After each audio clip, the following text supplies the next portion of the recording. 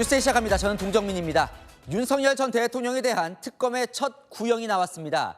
징역 10년을 선고해달라고 재판부에 요청을 했는데요. 공수처 체포를 방해한 혐의, 계엄 선포를 정당화하려고 문서를 위조한 혐의 등입니다. 그러니까 핵심 혐의인 내란 우두머리 말고 다른 혐의부터 구형이 이뤄진 겁니다. 윤 전 대통령이 직접 나서 길게 최후 진술도 했는데요. 자, 먼저 오늘의 검찰의 첫 구형 소식부터 유준 기자가 전합니다. 범정이 무겁고 재책이 중하므로 피고인에게 징역 10년의 형을 선고하여 주시기 바랍니다. 내란 특검이 체포방해 및 국무위원 의결권 침해 혐의를 받는 윤석열 전 대통령에게 징역 10년을 구형했습니다. 특검은 이번 사건을 범행을 은폐하고 정당화하기 위해 국가기관을 사유화한 중대범죄로 규정했습니다.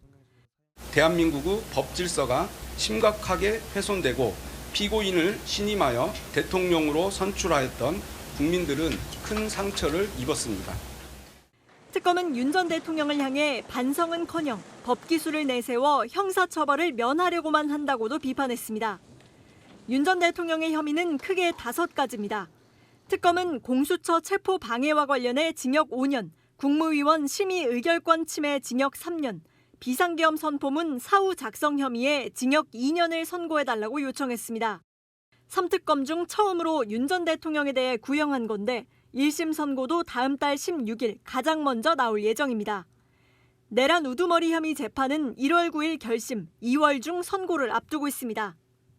오늘 김건희 특검이 윤 전 대통령의 대선 후보 시절 발언을 허위라고 보고 기소하면서 윤 전 대통령 재판은 총 8개로 늘었습니다. 채널A 뉴스 유주은입니다. 윤석열 전 대통령 검찰 구형 이후에 최후 진술을 했는데요. 이 작심한 듯 재판부를 향해서 앉아서 해도 되겠습니까? 조금 길어질 것 같아서요 라고 말한 뒤 59분간 특검 조사 내용을 반박했습니다. 그 내용 김민곤 기자가 전합니다. 오늘 윤 전 대통령 재판은 증인으로 예정됐던 이상민 전 행안부 장관과 최상목 전 경제부총리 모두 출석하지 않았습니다. 윤 전 대통령 측은 증인 신문이 필요하니 선고를 미뤄달라고 했습니다. 하지만 재판부는 단칼에 거절했습니다. 오늘 증인 출석해서 신문이 진행되지 않으면 모두 취소하고 정리를 한다고 말씀드렸기 때문에 재판장님 취소합니다. 그 부분에 관해서는 더 이상 의견 진술 듣지 않겠습니다. 결국 검찰의 구형이 이어졌고 윤 전 대통령은 오후 5시 반쯤 최후 진술을 시작했습니다. 윤 전 대통령은 조금 길어질 것 같다며 앉아서 진술해도 되느냐고 양해를 구한 뒤 장시간 진술을 이어갔습니다. 윤 전 대통령은 거대 야당이 지배하는 국회가 정부의 발목을 잡아 저도 참 많이 인내했다며 국회 독재로 국정이 마비되고 권력 분립이 붕괴했던 상황이라며 계엄 선포가 정당하다고 주장했습니다. 비상사태를 발생시킨 원인은 국회와 거대 야당이라며 국민들을 깨워 관심을 갖고 비판해달라고 할 수밖에 없었다는 주장도 펼쳤습니다. 공수처 체포영장 집행을 방해하도록 한 혐의도 적극적으로 부인했습니다. 계엄을 해제했는데도 내란몰이를 하며 관저로 밀고 들어왔다며 대통령을 얼마나 가볍게 생각하면 이렇게 하겠느냐고 반문한 겁니다. 윤 전 대통령 측은 다른 재판부에서 심리 중인 내란 우두머리 재판이 먼저 선고돼야 한다고 주장했습니다. 하지만 재판부는 별개의 사건으로 선고가 가능하다며 예정대로 다음 달 선고하겠다는 입장입니다. 채널A 뉴스 김민곤입니다. 쿠팡 소식으로 이어갑니다. 어제 쿠팡이 개인정보 외부 유출은 없었다는 이 자체 조사 결과 발표 이후에 비판이 쏟아지고 있습니다. 조사를 받아야 할 쿠팡이 왜 중국인 유출자를 만나고 그의 노트북을 찾고 포렌식까지 자체적으로 해서 심지어 조사 결과를 발표하는지 납득이 안 간다는 거죠. 자, 그러자 쿠팡이 폭로하듯 반박을 했습니다. 정부와 협의를 한 거고 자체 조사가 아니라고요. 그러면서 유출자가 버린 노트북을 찾는 영상도 공개했습니다. 장호림 기자가 보도합니다. 전문 잠수부가 하천에서 무언가 안고 조심스럽게 물가로 끌고 나옵니다. 쿠팡 로고가 크게 박혀있는 에코백에 개인정보 유출자로 지목된 직원 A씨가 버린 노트북이 들었습니다. 지난 18일 정부 민관합동조사단에 제출하기 위해 찍은 영상으로 쿠팡은 해당 영상과 함께 입장문을 내놨습니다. 정부의 지시에 따라 몇 주간에 걸쳐 매일 정부와 긴밀히 협력하며 진행한 조사였다며 독자적인 조사를 했다는 잘못된 정보로 불안감이 조성되고 있다고 강조했습니다. 어제 개인정보 유출 사태 수사 결과를 단독으로 발표한 이후 정부가 쿠팡의 일방적인 발표라며 강한 항의를 하자 반박에 나선 겁니다. 쿠팡 측은 조사 일지까지 공개하며 해명에 나섰습니다. 지난 1일 처음으로 정부 측과 접촉해 조사 협력을 논의한 후 일주일 뒤인 9일 정부로부터 유출자와 직접 접촉할 것을 제안받았다고 주장했습니다. 당시는 경찰이 본사를 압수수색하며 본격적인 강제 수사에 나선 시점입니다. 이후 14일 정보 유출자를 첫 대면한 뒤 이를 보고하고 유출자의 노트북 등 증거와 진술서를 경찰에 제출했다고 밝혔습니다. 하지만 여전히 논란은 가라앉지 않는 상황. 국내의 한 대형 로펌은 이번 조사 발표에 대해 김범석 쿠팡 INC 의장 등 경영진을 수사 방해로 추가 고소했습니다. 채널A 뉴스 장호림입니다. 자, 쿠팡이 이렇게 나오자 그럼 경찰은 그동안 뭘 했나 궁금해지는데요. 경찰 이야기는 전혀 다릅니다. 쿠팡이 닷새 전 노트북을 제출하기 전까지 쿠팡이 유출자를 접촉했는지조차 몰랐다고 했습니다. 아직 유출자의 연락처도 확보하지 못한 것으로 전해집니다. 권경문 기자입니다. 경찰은 쿠팡의 주장에 대해 금시초문이란 입장입니다. 경찰 관계자는 쿠팡이 지난 21일 유출자 노트북 등을 경찰에 제출하기 전까지 유출자 접촉 등에 대해 쿠팡과 이야기한 적 없다고 밝혔습니다. 경찰은 쿠팡으로부터 받은 진술서와 노트북이 실제 유출자가 쓴 것인지 등을 들여다보고 있습니다. 현재 노트북을 포렌식 중인데 경찰이 확보한 개인정보 유출에 연루된 IP 주소 2개와 노트북 IP가 동일한지 확인하고 있습니다. 경찰은 유출자의 연락처와 현재 위치는 확보하지 못한 걸로 전해졌습니다. 또 유출자가 노트북을 버렸다고 한 중국 하천 위치도 아직 파악하지 못한 걸로 알려졌습니다. 경찰 관계자는 쿠팡 중국지사에서 중국 공안의 수사 영역이라 제공이 어렵다고 주장하는 걸로 안다고 밝혔습니다. 경찰은 노트북 회수 과정을 비롯해 데이터가 위변조된 정황이 있는지 등도 조사할 계획입니다. 또 고객 정보의 2차 유출은 없었다는 쿠팡의 발표 내용도 검증할 전망입니다. 채널A 뉴스 권경문입니다. 대통령실은 쿠팡이 선을 넘었다는 분위기입니다. 어떻게든 미국을 이용해 한국 정부를 압박하는 시도 아주 괘씸하다는 분위기인데요.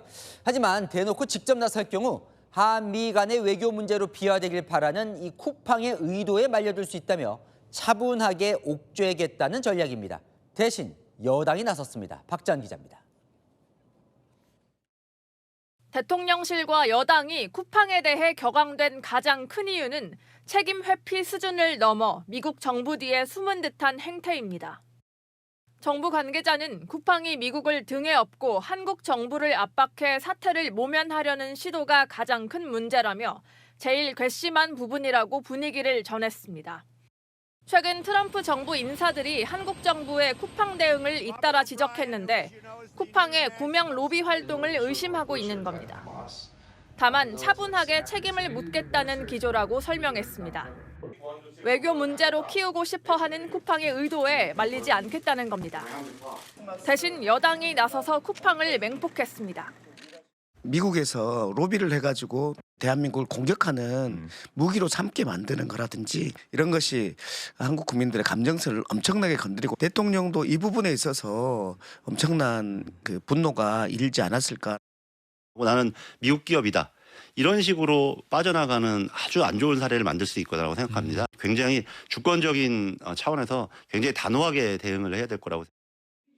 최민희 쿠팡 연석 청문회 위원장은 미 일부 정치인들이 거짓 정보에 속아 쿠팡은 방어하고 이 대통령을 비난했다며 명백한 주권 침해라고 비판했습니다. 채널A 뉴스 박지한입니다. 공정거래위원회는 김범석 의장의 친동생 김유석 부사장을 주목하고 있습니다.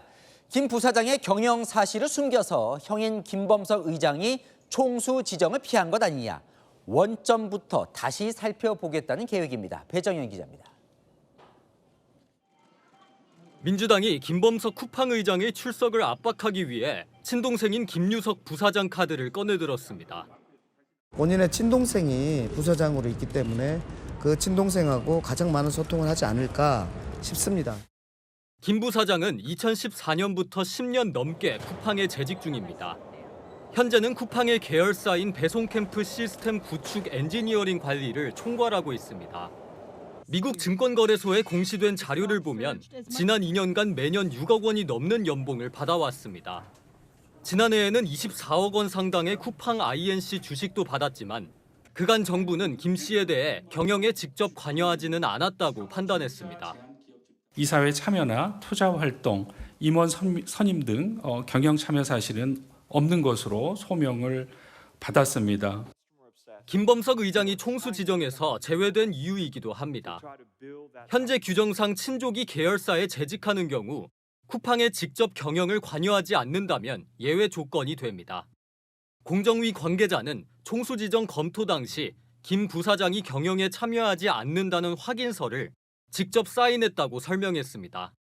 그러면서도 그간 주시하고 있던 부분이었고 이번 사태로 내년 1월부터 총수 지정 여부를 좀 더 면밀하게 살펴볼 것이라고 설명했습니다. 여당은 오는 30일부터 진행되는 연석 청문회의 증인 명단에 김 부사장을 포함시켰습니다. 채널A 뉴스 배정현입니다. 자, 한은 기자 시작합니다. 쿠팡 사태 경제산업부 여인선 기자, 사회부 백순우 기자 나왔습니다. 자, 먼저 여 기자. 네. 이거 무슨 쿠팡과 정부가 지금 진실 공방을 벌이고 있는 모양새인데 일단 쿠팡부터 살펴보죠. 네. 오늘 무슨 반격하듯 입장을 냈어요. 핵심이 뭡니까? 핵심은 셀프 조사가 아니었다는 겁니다. 정부가 어제 쿠팡의 자체 조사 결과가 나오자 즉각 확인되지 않은 주장이라고 강하게 비판했잖아요. 이에 따른 반박입니다. 보시면 타임라인 형태로 세세하게 일정까지 공개했습니다. 유출자 접촉과 소통 과정, 기기 회수와 분석까지 쿠팡은 모두 정부의 지시와 협의하에 진행됐다는 주장입니다. 지난 1일부터 정부와 직접 만나서 협력을 약속한 이유로 상세 내용을 계속해서 정부와 공조했다고 주장했고요. 정부에게 관련 내용을 공유한 시점까지 담았습니다. 하천에서 건진 노트북에 대해서도 논란이 많자 당시 영상까지 오늘 공개를 했는데요. 앞서 보신 것처럼 12월 18일 중국 모처의 하천에서 잠수부가 노트북을 꺼내는 장면입니다. 쿠팡은 어제 밝힌 세 곳의 보안업체도 정부가 안내한 곳이었다고 주장합니다. 자, 그렇다면 그럼 정부 이야기가 궁금한데 네. 지금 계속 정부 하는 건 과학기술통신부 그쪽 말하는 겁니까? 네, 과학기술정보통신부가 아주 조금 전에 입장을 냈는데요. 정부가 공식적으로 발표한 바 없는 사항을 쿠팡이 자체적으로 발표한 것이 유감이다. 조사 결과를 통해서 투명한 결과를 공개하겠다 이렇게 밝혔습니다. 쿠팡에 물어봤습니다. 오늘 해명에서 과기부가 아니라 정부라고 표현한 이유를 물어보니까 과기부뿐만 아니라 국정원 등 여러 정부기관이 접촉을 해왔기 때문이라고 설명을 합니다. 그래서 12월 초부터 여러 기관이랑 이야기를 했다. 책임 공방이 생길까 봐 정부라고 통칭한 것이다. 이렇게 말했습니다. 자, 정부가 뭔가 입장을 좀 내야 될 것 같고 네. 백 기자, 경찰 입장이 궁금한데요. 왜냐하면 경찰이 뭔가 조사를 해야 될 거 아니에요. 정말 경찰은 몰랐던 거예요? 네, 그렇습니다. 경찰은 전혀 좀 몰랐다는 입장을 유지하고 있습니다. 이 쿠팡이 정보 유출자를 만나고 증거를 회수한 사실 자체를 닷새 전엔 지난 21일에서야 알았다는 건데요. 경찰 관계자는 쿠팡과 이와 관련해 사전에 연락하거나 협의한 적이 없었다며 어이없다는 입장을 나타내고 있습니다. 그러면 과기부나 국정원은 아는데 경찰은 몰랐다. 이건 또 부처 간의 혼선으로 봐야 돼요? 그렇게 보일 수도 있습니다.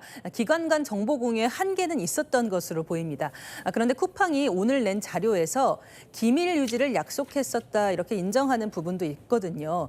쿠팡이 어제 갑자기 이뤄졌던 조사 결과 발표를 정부와 사전에 논의했다면 이렇게 논란이 커지지는 않았을 것이라는 해석도 나옵니다. 야, 이거 정부 입장에선 사실 기업이 이렇게 반격하듯 정부를 향해 네. 불리한 이야기를 하기가 쉽지 않은데 좀 당황스럽겠네요. 네, 업계에서도 이례적으로 공격적인 반응이라는 해석이 나오고 있습니다.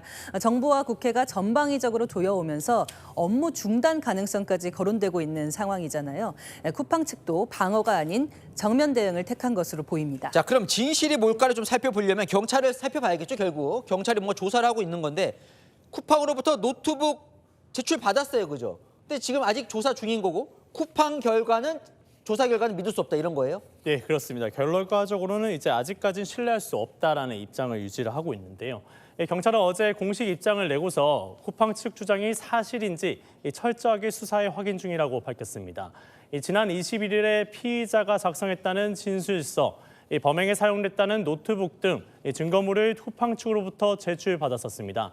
사실 이 내용을 분석 중인 단계였는데 어제 쿠팡의 자체 조사 결과가 발표가 나와버린 겁니다. 실제로는 3,000개만 있다 유출됐다는 쿠팡 조사 결과도 경찰은 아직 신뢰하기 어렵다는 입장입니다. 쿠팡은 중국 하천에서 노트북 건져 올린 사진까지 공개하고 있는데 경찰은 지금 어디까지 알고 있는 거예요? 네, 근데 우선은 일단 경찰은 해당 하천이 어디 있는지도 공유받지 못했다는 입장 유지하고 있습니다. 이 피의자인 정보 유출자와 연락할 방법도 현재로서는 아직 없는 상황인데요. 중국 공안이 실질적인 수사권이 있다 보니 한국 경찰의 쿠팡이 공유를 거부했다는 얘기까지 나오고 있습니다. 수사를 하고 있던 경찰이 사실상 패싱된 상황처럼 비춰지고 있어서 경찰도 당혹감을 감추지 못하고 있습니다. 뭔가 쿠팡도 좀 수사를 해야 되는 거 아닙니까? 증거가 인멸되는 걸 수도 있잖아요. 네, 경찰은 일단 이제 이미 제출된 이 증거물부터 먼저 분석에 주력하겠다는 입장입니다. 이 증거물을 먼저 보고서 진위 여부를 먼저 가리겠다는 건데요. 오늘 한 법무법인이 이 김범석 쿠팡 대표 등 쿠팡 최고 경영진을 공무집행 방해와 증거인멸, 업무 방해 혐의로 고소했는데요. 경찰이 관련 수사를 개시할지는 지켜봐야 할 부분입니다. 아니 쿠팡은 가서 만나기까지 했는데 지금 경찰은 그 유출자 어디 있는지도 모른다. 뭔가 우리나라 경찰이 중국에 있더라도 데려올 수도 있는 거 아니에요? 네, 실제로는 그렇지 않습니다. 현재로서는 좀 쉽지 않은 부분이 많이 있고요.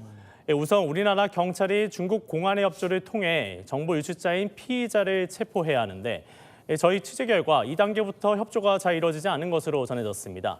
통상적으로 중국이 자국민을 해외에 보내는데 미온적이라는 건데요. 만약에 체포가 된다 해도 법무부를 통해 범죄인 인도를 해야 되는데 이 과정 역시 보통 수개월 이상 걸릴 것으로 보입니다. 네, 좀 답답한 형국이군요. 아는 기자 여인선 백승우 기자와 살펴봤습니다. 다음 소식입니다. 김병기 민주당 원내대표를 둘러싼 의혹도 제기됐습니다. 이 국정원에 다니던 김 원내대표 장남이 국정원 내부 첩보 업무를 아버지 의원실에 맡겨 보좌진에게 처리하려 한 정황. 이 부인의 업무 추진비 사적 유용 의혹까지 제기됐습니다. 성혜란 기자입니다. 김병기 원내대표 의원실 전직 보좌진 A씨 측이 지난해 8월 김 원내대표 장남이 보냈다며 공개한 문자입니다. 당시 국정원에서 일하던 장남은 위에서 1시 전까지는 받아보길 희망한다며 해외 귀빈의 기업 방문 여부를 알아봐달라고 요청합니다. A씨는 김 원내대표가 아들 업무를 좀 도와달라고 전화했고 이후 장남이 문자를 보내와 대신 알아봐줬다고 주장했습니다. 아들의 국정원 내부 첩보 업무를 보좌진에게 시켰다는 의혹입니다. 당시 김 원내대표는 국정원이 속한 정보위 소속이었습니다. 김 원내대표 배우자 의혹도 추가 제기됐습니다. 구의회 몫인 업무 추진비를 배우자가 개인적으로 썼다는 의혹입니다. 제가 쓴 게 118만 원, 사모님 270 정도, 그리고 7월에 그 정도 되고 8월은 제가 거의 안 썼어요. 다 사모님이 쓰셨고. 문제가 될 것을 아는 듯한 김 원내대표 배우자 발언도 담겼습니다. 인원수 있잖아요. 그것도 좀 중요하지 않을까. 공개된 거 보면 인원수가 다 있더라고요. 우리 다 가라로 했겠죠. 김 원내대표 측은 국정원은 정보를 묻고 다니는 조직이라 문제될 게 없고 배우자 의혹은 이미 수사에 혐의 없음으로 종결된 사안이라고 해명했습니다. 채널A 뉴스 성혜란입니다. 김병기 원내대표를 둘러싼 의혹이 하루가 멀다고 터지자 정청래 민주당 대표가 직접 입을 열었습니다. 사안을 매우 심각하게 바라보고 있다면서 사과까지 했는데요. 자, 김 원내대표 거취 문제로까지 번지는 걸까요? 최재원 기자 보도 보시고 아는 기자 이어갑니다. 취임 후 첫 공식 기자회견을 가진 정청래 민주당 대표. 김병기 원내대표를 둘러싼 이해충돌 의혹들에 고개를 숙였습니다. 실로 막중한 자리입니다. 이 사태에 대해서 매우 심각하게 지켜보고 있습니다. 당 대표로서 이런 일이 발생한 것에 대하여 국민 여러분들께 정말 죄송하고. 김 원내대표와의 어제 통화 사실도 공개했습니다. 김 원내대표가 국민과 당원 그리고 저에게도 송구하다는 취지로 전화를 했다는 겁니다. 당대표가 직접 심각하다는 표현을 쓰자 김 원내대표 거취에 대한 관심으로 이어졌습니다. 며칠 후에 원내대표께서 정리된 입장을 발표한다고 하니 저는 그때까지 지켜보겠습니다. 민주당 핵심 관계자는 정 대표가 김 원내대표에게 일단 수습할 기회를 준 것이라고 했습니다. 하지만 일각에선 정 대표가 김 원내대표의 잦은 사퇴를 염두에 둔 것이란 관측도 제기됐습니다. 또 다른 핵심 관계자는 연일 의혹이 터져나오면서 당에 부담이 되고 있다며 김 원내대표가 어떤 방식이든 거취를 정리할 필요가 있다고 했습니다. 김 원내대표 측은 사퇴에 선을 긋고 있습니다.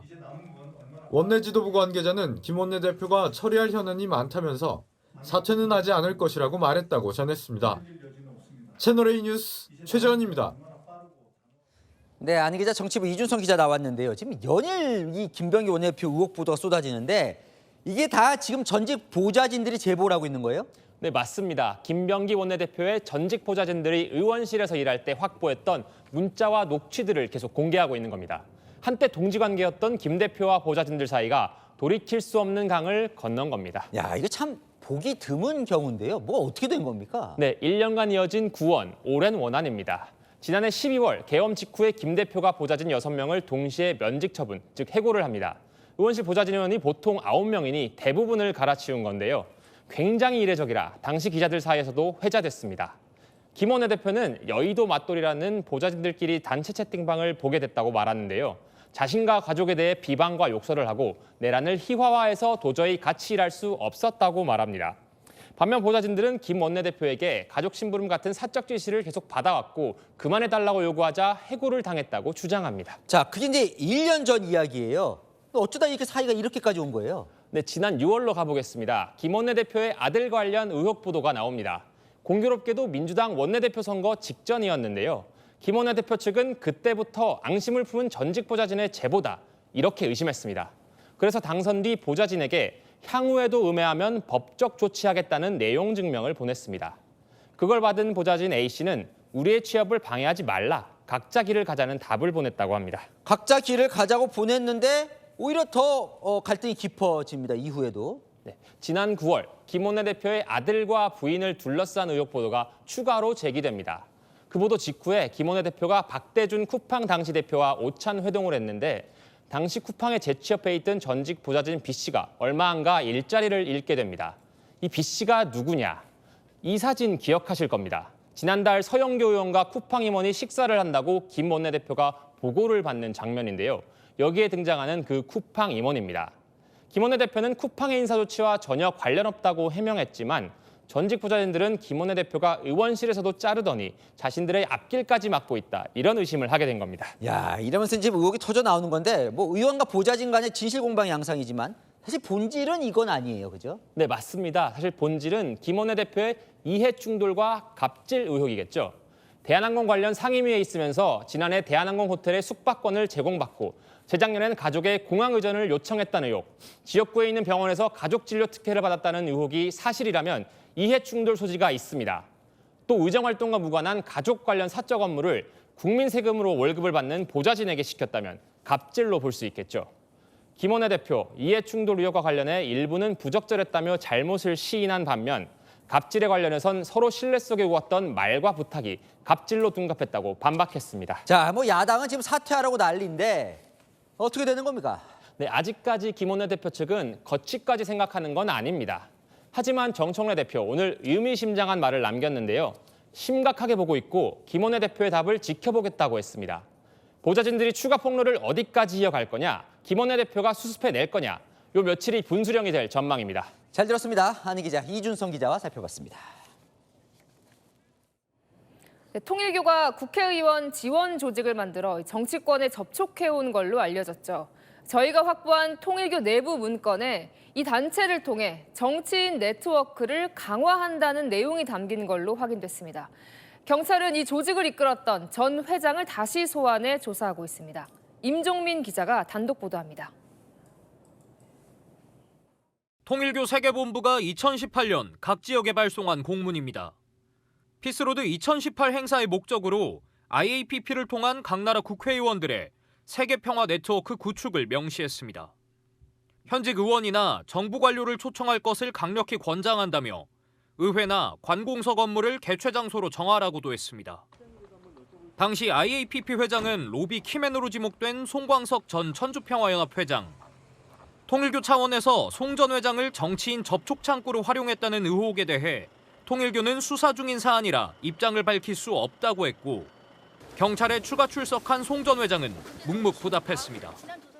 의혹 대해서 한마디만 부탁드리겠습니다. 한편 통일교의 2021년 행사에서는 한일 해저 터널을 위해 정치인들을 접촉하겠다는 말도 나왔습니다. 한일 해저 터널을 입법화하고 정책화하고 공약화할 수 있는 정치 지도자를 우리는 찾아야 합니다. VIP 라인을 형성할 것입니다. 통일교의 피스로드 2016 행사에 임종성 전 의원이 참석한 사진도 새롭게 발견됐습니다. 임 전 의원은 당시 통일부 산하단체 행사로 알고 참석했다며 통일교 단체인지는 나중에 알았다고 해명했습니다. 채널A 뉴스 임종민입니다. 네, 통일교 특검을 두고 야당은 민주당을 향해 진짜 할 의지가 있는 거냐 압박해왔죠. 민주당도 법안을 발의했습니다. 수사 대상에 신천지까지 포함하는 등 국민의힘 개혁신당 안과는 상당히 다른데요. 두 안을 이혜주 기자가 비교해봤습니다. 민주당이 자체적으로 마련한 통일교 특검 법안을 발의했습니다. 가장 큰 쟁점인 특검 추천권은 법률단체 3곳에게 부여했습니다. 대한변호사협회와 한국법학교수회, 법학전문대학원 협의회에서 각각 1명씩 후보를 추천받아 대통령이 최종 결정하는 방식입니다. 야권에서 언급되고 있는 법원행정처와 정당 추천은 배제했습니다. 수사 대상엔 통일교에 더해 신천지의 정치권 유착 의혹을 더했습니다. 국민의힘이 수사 대상에 넣은 김건희 특검팀의 통일교 수사 은폐 의혹은 제외됐습니다. 신천지를 빼고 정교 유착 의혹을 밝히는 것은 반쪽짜리 수사가 될 소지가 있다. 민주당 관계자는 신천지의 경우 국민의힘 대선 경선에 개입했다는 의혹이 제기된 만큼 무조건 들어가야 한다고 했습니다. 국민의힘은 현 정권의 불리한 대목을 도려낸 반쪽짜리 특검안이라며 받을 수 없다는 입장을 밝혔습니다. 민주당은 야당과의 협상이 불발될 경우 다음 달 8일 임시국회 종료 전 자체 특검 법안을 단독으로 통과시키겠다는 방침입니다. 채널A 뉴스 이혜주입니다. 보수 빅샷 세 사람이 지방선거 앞두고 뭉쳐야 한다는 목소리가 나오고 있습니다. 그래야 이길 수 있다고요. 이른바 장한석 연대인데 실제로 요즘 통일교 특검법 또 필리버스터 지나면서 서로 가까워진 기류가 감지가 되죠. 키를 쥔 이 제1야당 장동혁 대표 오늘 뭐라고 했을까요? 실현은 가능한 걸까요? 손인혜 기자 보도 보시고 아는 기자 이어갑니다. 국민의힘 장동혁 대표와 한동훈 전 대표, 이준석 개혁신당 대표. 내년 지방선거를 앞두고 이 세 사람이 연대해야 한다는 목소리가 솔솔 나옵니다. 통일교 특검법으로 처음 한 배를 탄 두 대표. 일단 연대엔 선을 그었습니다. 지금은 연대를 논하기보다는 우리 국민의힘이 바뀌고 더 강해져야 할 시기라고 생각합니다. 지금 구체적인 연대를 논하기에는 시기상조라고 생각합니다. 정치적 연대 가능성까지 얘기하는데요. 네. 너무 나갔죠. 예전에 2차 대전 때도 보면요. 네. 소련하고 그 미국이랑 영국 이런 데가 히틀러라는 중요한 적 앞에서는 이렇게 연대하잖아요. 최근 처음으로 장 대표를 칭찬한 한동훈 전 대표 측도 당장은 쉽지 않을 것이라 보고 있습니다. 한 친한계 의원은 핵심은 윤석열 전 대통령에 대한 관계 설정이라며 간극이 크다 보니 풀기 어려운 문제라고 했습니다. 하지만 당 안팎에선 중재 움직임이 포착됩니다. 뭉쳐야 지방선거 이길 수 있단 겁니다. 중진들이 나서서 갈등을 치유하고 또 통합하는 그런 정치력을 보여줘야 합니다. 이 상황이 더 악화되면은 6.3 지방선거를 앞두고 더욱더 분열이 가속화된다. 한 야당 관계자는 중도로 나가야 하는 장 대표와 세력이 필요한 이 대표, 한 전 대표의 연대 이해관계가 맞아가고 있다며 쉽진 않지만 연대 압박은 더 커질 것이라고 했습니다. 채널A 뉴스 손인혜입니다. 네, 정치부 이남희 선임 기자 나왔습니다. 장한석 연대, 왜 갑자기 이 이야기가 나오는 이유가 뭐예요? 세 사람의 상황이나 기류, 최근 아주 미묘하게 달라진 지점이 있기 때문이죠. 장동혁, 이준석 대표는 통일교 특검법 공동 발의하면서 손을 잡았고요. 한동훈 전 대표, 장동혁 대표의 24시간 필리버스터 칭찬했잖아요. 평소 같았으면 뭉치기 어려워 보이는 세 사람, 연대 얘기가 나오는 배경은 바로 하나입니다. 내년 지방선거죠. 야, 그래서 가능한 겁니까? 일단 보수 야권 내부에서요. 내년 지방선거 앞두고 뭉쳐야 이긴다, 이런 설득하는 목소리가 점점 커지고 있거든요. 일단 세 사람 각각의 관계부터 제가 따져보겠습니다. 좀 뭔가 좁아질 수 있는 사람이 있는 거예요? 저 세 사람 중에? 예. 그렇습니다. 장동혁 대표와 이준석 대표입니다. 두 사람의 강점은요, 개인적으로 가깝다는 겁니다. 서로 감정의 골 없습니다. 두 사람의 이해관계도 맞아떨어지거든요. 장 대표는 지방선거 앞두고 중도 확장이 필요하고요. 이 대표는 개혁신당 단독으로 지방선거 치르는데 한계가 있잖아요. 일단 양측이 연대할 명분이 있는 겁니다. 다만 두 사람 계엄이나 탄핵 관련해 다른 생각 노출해 왔잖아요. 뱉어놓은 말이 많은 겁니다. 그렇다 보니까 서로 뭉치고 싶어도 각각의 지지층 먼저 설득해야 한다는 게 숙제라는 겁니다. 자, 그럼 이 두 사람은요? 한동훈 전 대표와 이준석 대표, 여긴 좀 풀릴 수 있는 거예요? 일단 계엄이나 탄핵에 대한 생각 비슷해서 두 사람 겉으로 가까워 보이죠. 하지만 세 사람 중 가장 거리가 먼 사이이기도 합니다. 두 사람 감정의 골이 있습니다. 이 대표는 최근에 한 전 대표 그 당원 게시판 의혹에 대해서요, 사람이 찌질하다 이렇게 비난을 했었고요. 한 전 대표는 지난 5월에 김용태 당시 비대위원장 혼낸다던 이준석 대표를 향해서 꼰대다 이렇게 꼬집었습니다. 또 두 사람 모두요, 중도를 지향하는 경쟁자다 보니까 속으론 오히려 제일 먼 사이라는 거죠. 자, 가장 관심을 받는 사람, 이 두 사람은 아무래도 장동혁 대표와 한동훈 전 대표 같아요. 진짜 뭐 가까워질 수 있는 겁니까? 일단 한 전 대표가 장 대표 취임 이후 처음으로 장 대표를 칭찬했죠. 그리고 장 대표는요, 이 한 전 대표 당원 게시판 의혹에 대해서 직접 언급을 안 하고 있습니다. 한때 동지였다가 등 돌린 두 사람, 이런 변화 자체만으로도 주목을 할 만하다는 겁니다. 그래서요, 뭔가 이게 손 잡을 수 있는 거예요? 일단은 당 안팎에서요, 장 대표랑 한 전 대표 좀 제발 손 좀 잡으세요. 중재하고 설득하는 움직임은 커지고 있습니다. 그런데 장 대표는 일단은 큰 마음은 없어 보입니다. 한 전 대표의 실망한 의원들과 당원들 마음 무시할 수 없다는 겁니다. 한 전 대표 측도 일단 윤 전 대통령과의 관계 설정 먼저 바꿔야 한다는 생각이거든요. 당장은 쉽지 않다는 관측이 나옵니다. 자, 당장은 쉽지 않다고 이야기를 했는데 그럼 앞으로 될 것 같습니까? 어떻습니까? 두 가지 변수를 주목하셔야 합니다. 먼저요, 장 대표가 한 전 대표 당원 게시판 논란 연내 어떻게 매듭 짓느냐에 달려있습니다. 두 번째 변수는요, 장 대표가 한 전 대표와 이 대표를 모두 아우를 수 있는 어떤 혁신안을 내놓느냐입니다. 이 두 변곡점 함께 지켜봐야겠습니다. 잘 들었습니다. 이남희 정치부 선임 기자와 살펴봤습니다. 네, 5년 전 서해에서 우리 공무원이 북한군에 피격돼 숨진 사건이 있었습니다. 당시 문재인 정부 안보라인 인사들이 사건을 자진 월북으로 왜곡하고 은폐하려 했다는 혐의로 재판에 넘겨졌는데요. 1심에서 모두 무죄가 선고됐습니다. 재판부는 월북이 아니라고 단정할 수 없다고 판단했는데요. 유족은 황당무계한 판결이라며 강하게 반발했습니다. 송진섭 기자가 보도합니다. 지난 2020년 9월 해양수산부 공무원 고 이대준 씨는 서해 연평도 인근에서 북한군에 사살됐습니다.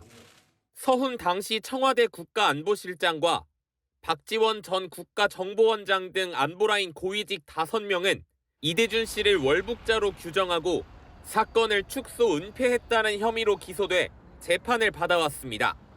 하지만 재판부는 검찰이 제기한 세부 혐의 25개를 모두 무죄로 판결했습니다.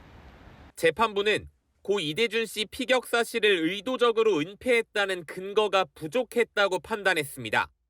대통령이 사실을 있는 그대로 국민들에게 알릴 것을 지시했는데 피고인들이 국정 최고 책임자의 지시를 어겼을 거라고는 쉽게 납득하기 어렵다는 겁니다. 당시 정부가 이 씨의 월북 가능성을 발표한 점에 대해선 제한된 시간과 정보를 갖고 나름의 판단을 내렸던 걸로 보인다며 특정 결론이 내려지도록 강요한 정황을 찾기 어렵다고 밝혔습니다.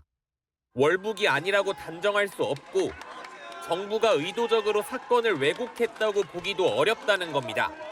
저희 네 사람을 믿어준 국민과 현명한 심판을 해주신 재판부에 감사의 말씀을 드립니다. 하지만 유족은 반발했습니다. 초등학교 정도의 수준의 낭독문이었어요. 상당무계한 판결문이었다. 저는 그렇게 생각을 합니다. 검찰은 판결문을 분석한 뒤 항소 여부를 검토할 계획입니다. 채널A 뉴스 송진섭입니다. 네, 성탄절이던 어제 도로 한복판에서 차량이 전복됐습니다. 맞은편에 있던 차량과 충돌했는데요. 사고로 안에 타고 있던 7살 아이가 다쳤습니다.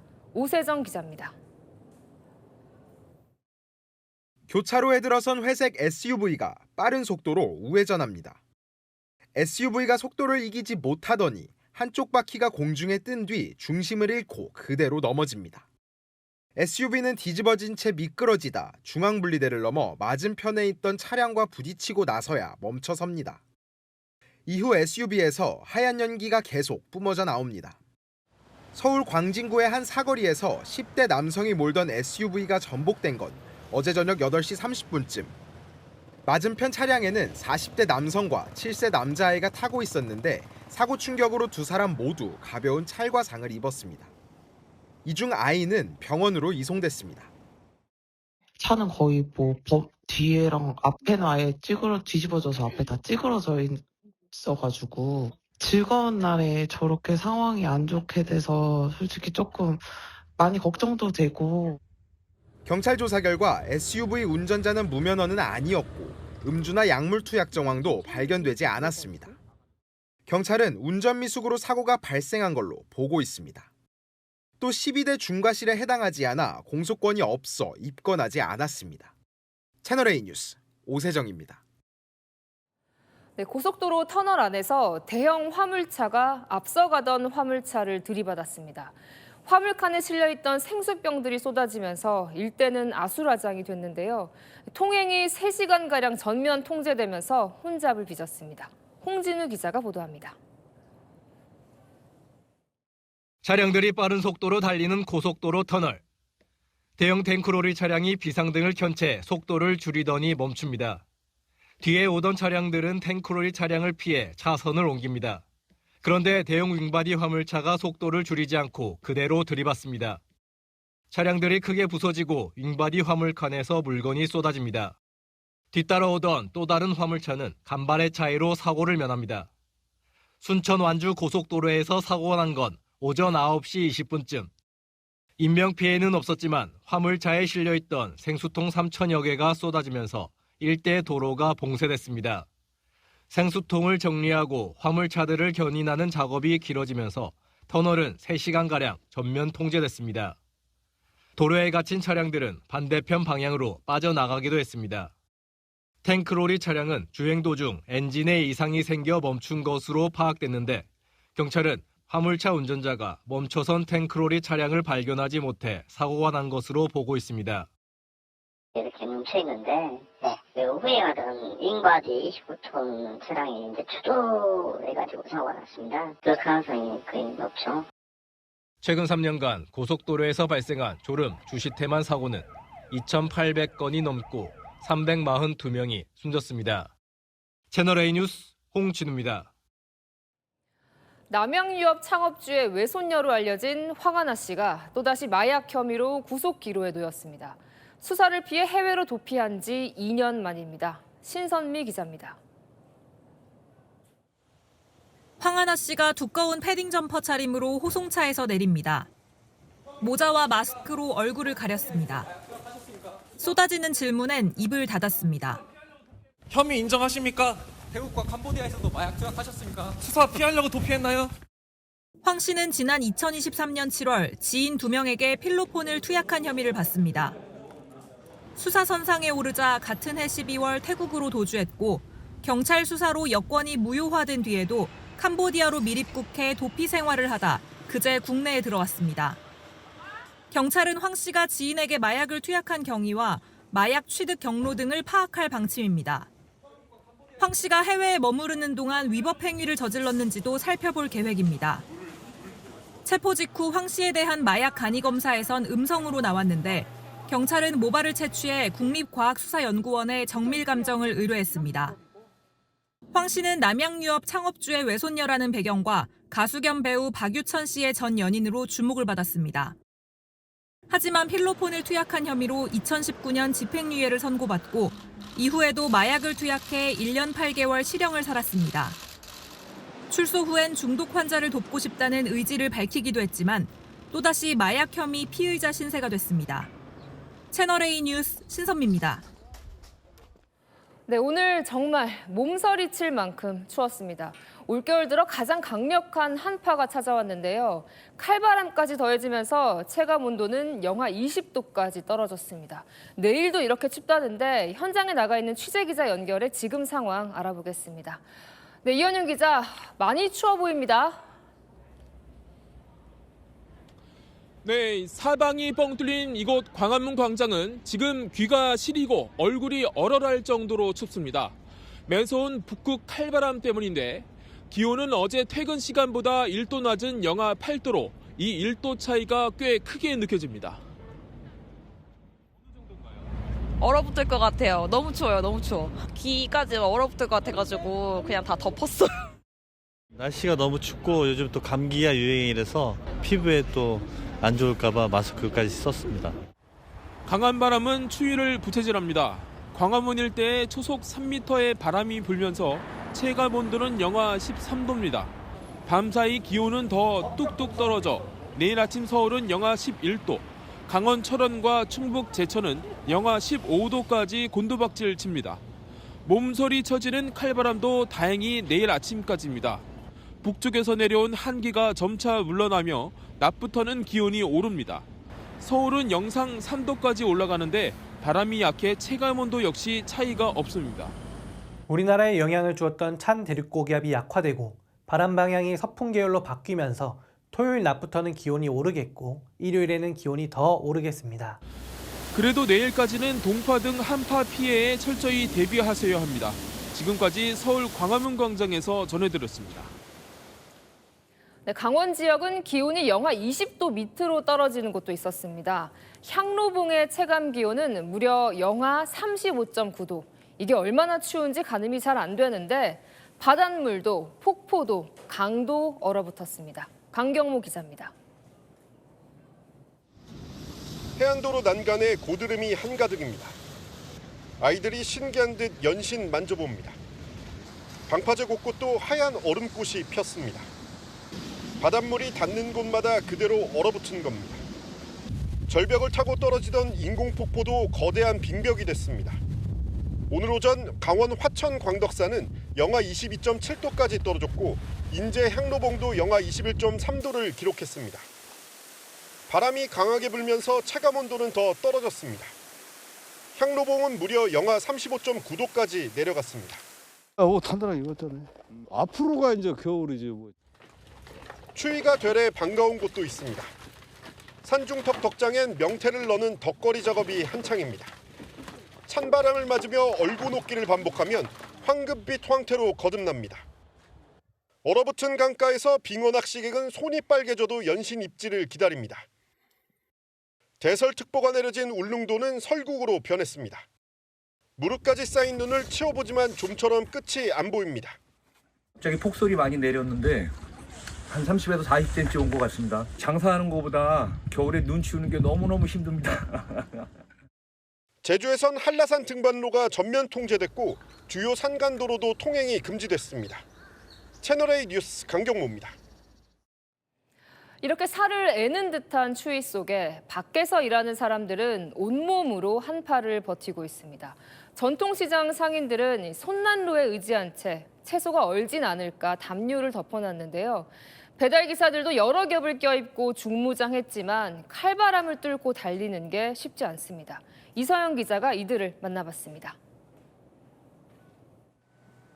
서울 마포구 망원시장의 채소 가게. 추운 날씨에 채소들이 얼까봐 담요를 덮어놓았습니다. 강풍을 막기 위해 가게에는 투명 천막을 설치했습니다.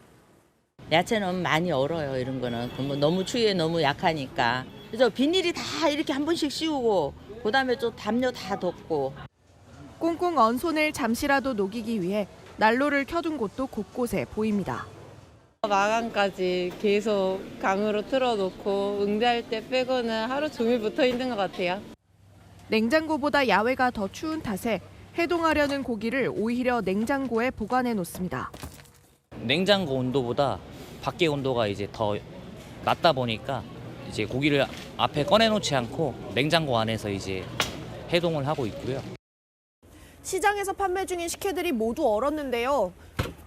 두드리면 소리가 날 정도로 꽝꽝 얼었습니다.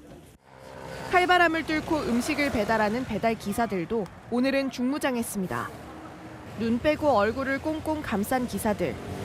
상하이를 여러 겹 겹쳐 입은 배달 기사도 보입니다.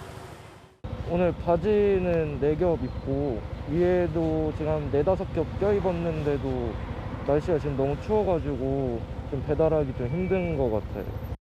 오늘 서울 최저기온은 영하 11.8도, 최고기온도 영하 4도에 그치는 등 전국 대부분 지역에 냉동고 같은 한파가 불어닥치며 한파특보도 내려졌습니다. 채널A 뉴스 이서영입니다. 이랬다 저랬다 하는 정부의 탈플라스틱 정책, 이 현장에서는 여전히 이해하기 어렵다는 반응입니다. 이 플라스틱 빨대는 제한하면서 빨대 없이 먹을 수 있게 더 두꺼워진 일회용 플라스틱 뚜껑은 괜찮은 걸까요? 현장 이야기 김동아 기자가 들어봤습니다. 커피 위에 덮인 일회용 뚜껑, 플라스틱 리드입니다. 정부 정책에 따라 앞으로 플라스틱 빨대는 손님의 요청이 있을 때만 제공 가능하고 보이는 곳에 비치할 수 없습니다. 그런데 플라스틱 리드는 아무런 규제를 받지 않습니다. 이런 리드는 뚜껑 역할도 하지만 입을 대고 마시기에 편리하게 해주는데요. 일반 빨대나 도명 뚜껑보다 플라스틱을 더 많이 사용해 비교적 두껍게 만들어야 합니다. 탈플라스틱 취지와 맞느냐는 의문이 나오는 이유입니다.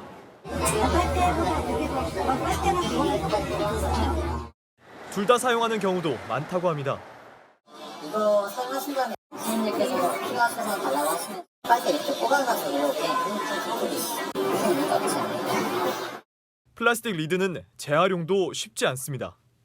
빨대는 재질을 통일하는 제도가 도입됐지만 리드는 업체마다 사용하는 재질이 제각각이라 재활용 과정이 더 복잡해질 수 있습니다. 기후에너지환경부도 상황을 알고 있지만 추가로 규제하기는 쉽지 않다는 입장입니다. 일회용 리드마저 규제하면 음료를 밖으로 가져갈 때 편하게 먹을 수 있는 방법이 없다는 겁니다. 채널A 뉴스 김동아입니다. 내년 3월부터 노란봉투법이 시행이 됩니다. 정부가 오늘 구체적인 해석 지침을 내놨는데 앞으로는 정리해고나 구조조정 판단도 노사 교섭 대상이 된다고 합니다. 문제는 이걸 두고 노동계도 경영계도 모두 반발하고 있는데요. 왜 그러는 건지 황민경 기자가 취재했습니다. 정부가 내놓은 노란봉투법 해석 지침에서 경영계가 가장 크게 반발하는 건 노동쟁이 대상입니다. 지침에 따라 앞으로는 정리해고나 구조조정도 노사교섭 대상이 됩니다. 경영상 결정 자체는 교섭 대상이 아니지만 근로자의 지위나 근로조건의 변화를 가져오는 정리해고는 교섭 대상이 되는 겁니다. 또 정리해고가 객관적으로 예상되는 경우 고용보장을 위한 교섭을 요구할 수 있습니다. 경영계는 혼란을 우려합니다. 객관적으로 예상되는 경우는 불분명한 개념으로서 합병 분할 등의 사업 경영상 결정 그 자체가 단체 교섭 대상이 아니라는 판단 기준이 형해화될 것으로 우려됩니다. 노동계도 반발하긴 마찬가지입니다. 특히 사용자를 규정하는 기준으로 구조적 통제 개념을 언급한 걸 문제 삼고 있습니다.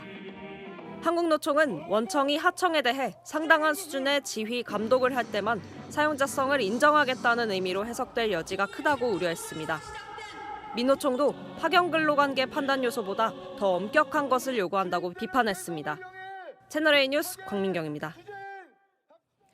네, 중국과 일본 갈등이 계속되고 있는 가운데 중국 정부 점점 더 노골적으로 나오고 있습니다.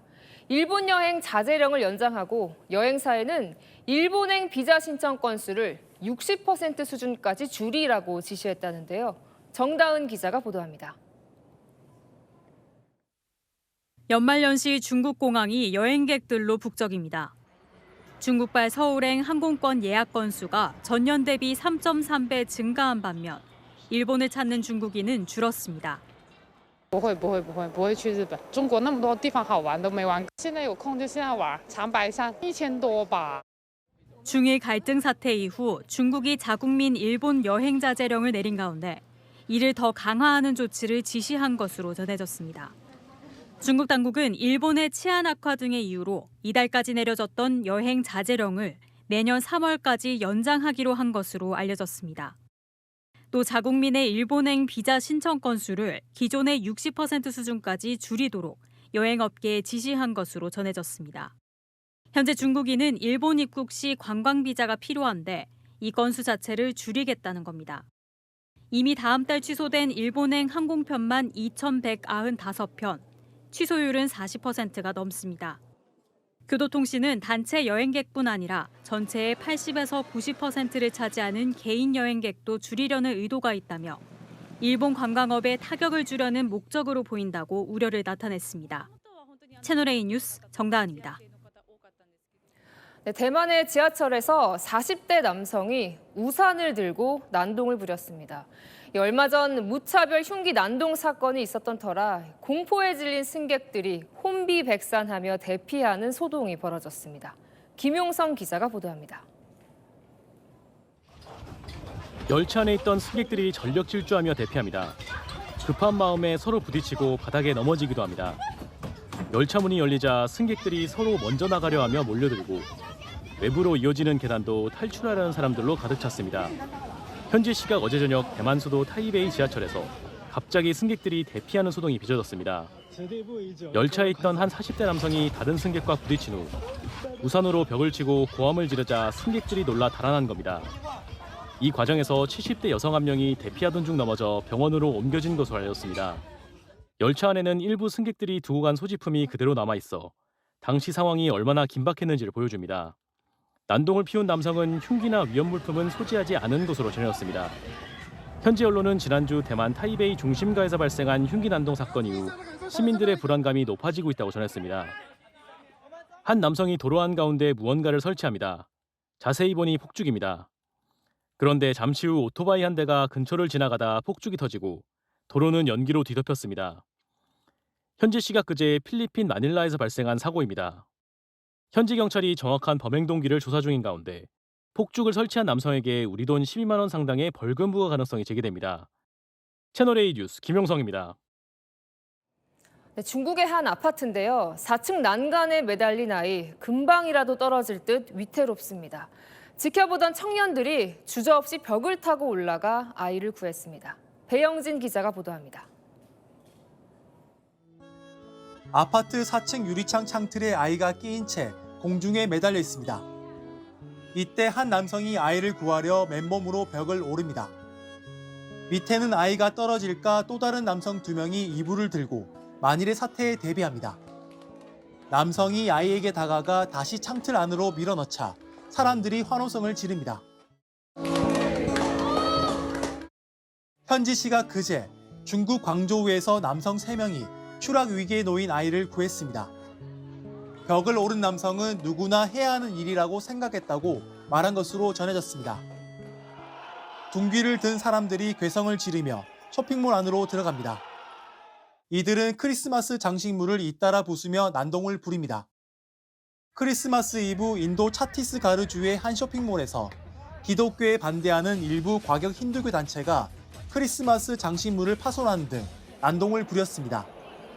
현지 경찰은 CCTV 등을 통해 용의자를 특정하고 있습니다. 집에 흙탕물이 거세게 들어찼습니다. 바로 앞 차고에 있는 자동차도 잠겼습니다. 도로에는 자동차가 아닌 수상스키와 보트가 달리고 있고 동물들은 물을 피해 지붕 밑으로 모였습니다. 성탄절 연휴 미국 캘리포니아 전역에 겨울 폭풍이 몰아쳐 주민 최소 3명이 숨지고 수백 명이 고립됐습니다. 일부 산간 지역에는 280mm가 넘는 강우량을 기록한 가운데 게빈 뉴섬 캘리포니아 주지사는 6개 지역에 비상사태를 선포했습니다. 채널A 뉴스 배영진입니다. 네, 줄지어 늘어선 미사일 사이를 김정은 위원장이 둘러봅니다. 북한이 오늘은 군수공장 시찰 모습을 공개했습니다. 어제는 핵 잠수함을 보란 듯 공개하더니 연일 군사력을 과시하고 있는데요. 그 속내가 뭔지 이현재 기자가 알아봤습니다. 미사일 수십 개 사이에서 김정은 북한 국무위원장이 모습을 드러냅니다. 오늘자 노동신문에 실린 김 위원장의 모습인데 최근 중요 군수공장 시찰 사실을 공개했습니다. 김 위원장은 북한판 이스칸데르로 불리는 KN-23 계열 단거리 탄도미사일과 다연장 로켓 방사포탄 등을 둘러본 뒤 미사일을 더 많이 생산할 것을 주문했습니다. 그러면서 미사일 총국과 제2경제위원회를 향해 제9차 당대회가 제시하는 무기 생산 현대화 등 목표들을 철저히 준비하라고 주문했습니다. 전문가들은 이번 시찰이 러시아를 향한 방산 홍보에 가깝다고 보고 있습니다. 김 위원장이 언급한 제2경제위원회가 군수제품의 생산은 물론 판매까지 담당하는 조직인 만큼 대러시아 무기 수출을 염두에 둔 행보라는 겁니다. 북한의 이런 재래식 무기, 탄약들을 수출한다는 그런 어떤 사업도 추진할 의도도. 북한은 어제 핵잠수함, 오늘은 탄도미사일 등을 잇따라 내세우며 무력을 과시하고 있지만 우리 정부는 원론적 입장만 냈습니다. 미국의 전략자산 전개와 우리 핵잠 건조 추진에 대해서 짚고 넘어가는 것으로 보고 있습니다. 통일부 관계자는 비난 성명에 적극적이던 전 정부와는 정책 방향이 다르다고 밝혔습니다. 채널A 뉴스 이현지입니다.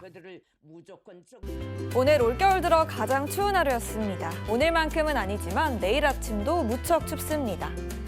현재 중부와 경북에 여전히 한파특보 발효 중이고요. 경기와 강원 곳곳은 한파경보입니다. 내일 아침 서울 영하 11도로 오늘과 별 차이 없습니다. 다만 바람이 약해져 체감온도는 비슷합니다. 낮부터 기온이 올라서 서울 3도, 체감 1도로 영상권 되찾습니다. 이후 일요일 0도, 월요일 3도로 기온이 차츰 오릅니다. 내일부터 사흘간 중부에 눈비 예보 있는데요. 양은 눈으로 1cm, 비로 내릴 경우 1mm로 적겠습니다. 날씨였습니다. 뉴스에 마칩니다. 시청해주셔서 감사합니다.